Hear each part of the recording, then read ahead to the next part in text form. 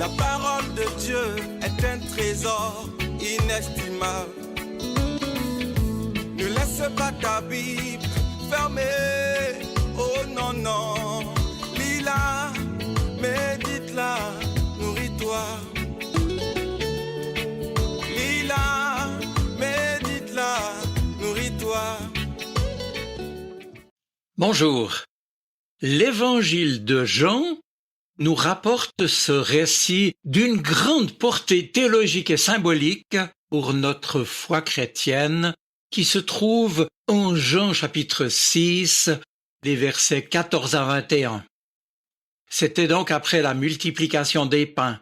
Et l'évangile nous dit que les gens, voyant le signe miraculeux que Jésus avait fait, déclarèrent « Cet homme est vraiment le prophète qui devait venir dans le monde. » Jésus se rendit compte qu'ils allaient venir le prendre de force pour le faire roi. Il se retira donc de nouveau sur la colline tout seul. Quand vint le soir, les disciples de Jésus, quant à eux, montèrent dans une barque et se mirent à traverser le lac en direction de Capernaum. Il faisait déjà nuit et Jésus ne les avait pas encore rejoints. L'eau du lac était agitée car le vent soufflait avec force. Les disciples avaient ramé sur une distance de 5 à 6 kilomètres quand ils virent Jésus s'approcher de la barque en marchant sur l'eau. Et ils furent saisis de peur.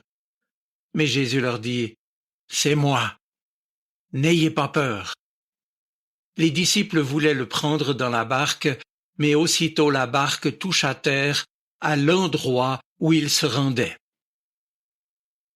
Mes amis, c'est donc un récit qui dépasse ce que notre raisonnement intellectuel peut comprendre.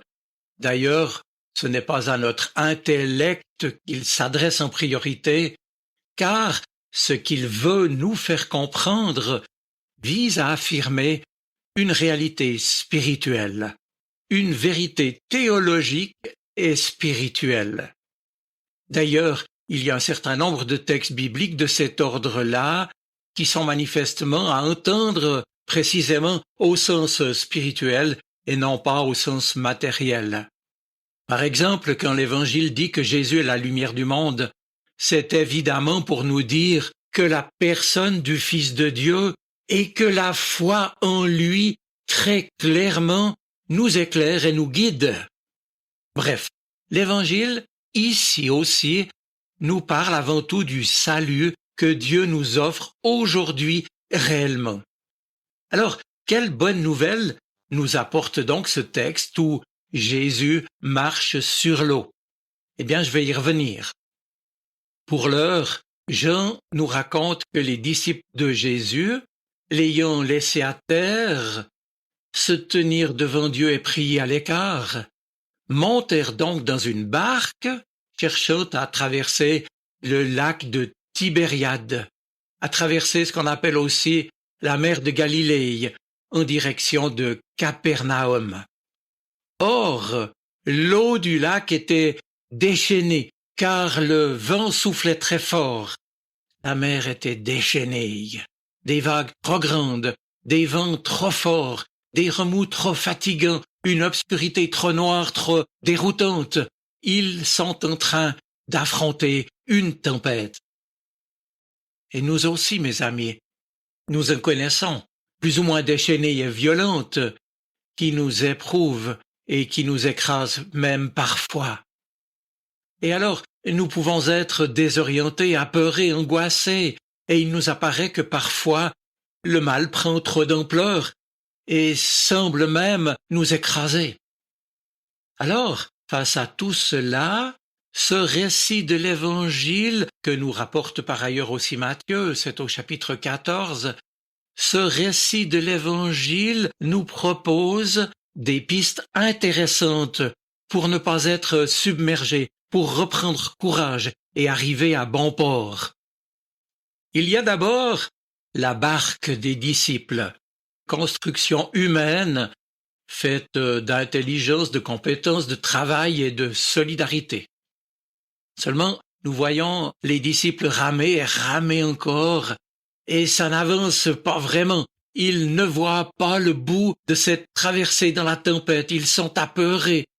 L'effort, l'expérience et la solidarité ne suffisent pas. Et c'est à ce moment-là que le récit nous rapporte que Jésus se présente en disant « C'est moi, n'ayez pas peur ». Littéralement en grec, « ego eimi », « je suis », qui fait directement référence au nom de Dieu révélé à Moïse dans l'épisode du buisson ardent.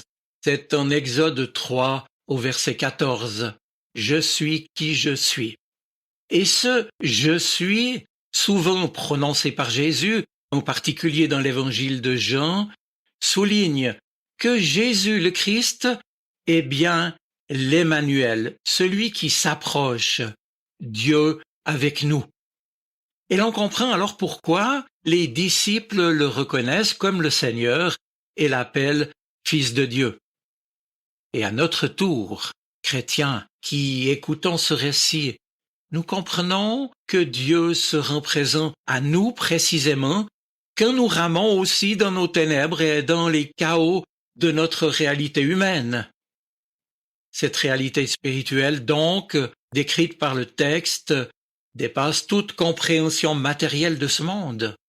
Elle dépasse l'expérience de nos contemporains et même la solidarité chrétienne, le réconfort fraternel, la force de la sagesse et de l'intelligence, tout cela étant bien entendu très précieux par ailleurs. Mais ce qui vient est au-delà, une présence qui change tout alors même que nous avons encore d'excellentes raisons d'avoir peur et que nous avons encore à ramer. Une présence qui nous rassure et qui nous fait sentir qu'avec le Christ qui nous rejoint et nous accompagne, rien n'est impossible. Lui faisant confiance, nous pouvons alors faire face et dépasser même les tempêtes et le chaos, et que tout cela n'aura pas le dernier mot dans notre vie. Mes amis, il y a là une réelle expérience spirituelle et existentielle que l'évangéliste Jean a voulu partager avec tous ses lecteurs. Et chrétiens, nous pouvons en effet témoigner que la foi est un secours décisif dans notre vie à chacun, un secours très concret et en même temps qui dépasse l'imaginable et toute logique humaine. Il y a là bien plus qu'une affirmation abstraite, bien plus que des idées rassurantes face à notre vulnérabilité humaine. Or, vous le savez, notre vie chrétienne ne progresse que dans l'expérience de la miséricorde de Dieu. Et s'il est une leçon que nous pouvons retenir aujourd'hui les uns et les autres, c'est que nous sommes appelés à être non pas des capitaines de pédalo, la vie chrétienne n'est pas un long fleuve tranquille, ni non plus à être de présomptueux aventuriers qui prétendraient affronter en solitaire toutes les tempêtes de l'existence, mais à être simplement des matelots dans la barque qui font vraiment confiance à celui qui les rejoint et qui les accompagne quoi qu'ils aient à traverser. C'est seulement en lui que nous devons mettre notre confiance, seulement en lui. À ses disciples, Jésus a dit en effet, « C'est moi, n'ayez pas peur ». Et littéralement, il nous dit, il te dit de prendre courage et d'y aller, qu'avec lui rien n'est impossible et que ni le mal ni la mort n'auront le dernier mot. Il nous dit que nous ne sommes jamais seuls. Dieu s'approche afin de nous accompagner dans cette traversée et nous permettre d'arriver à bon port.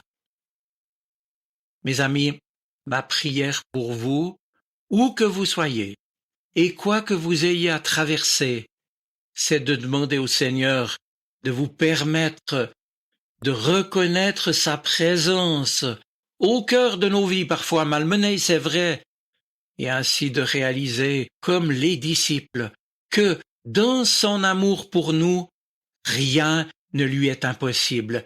Il est vraiment le Fils de Dieu. Je vous souhaite une bonne semaine. Soyez bénis. Amen. La parole de Dieu est un trésor inestimable. Ne laisse pas ta Bible fermée.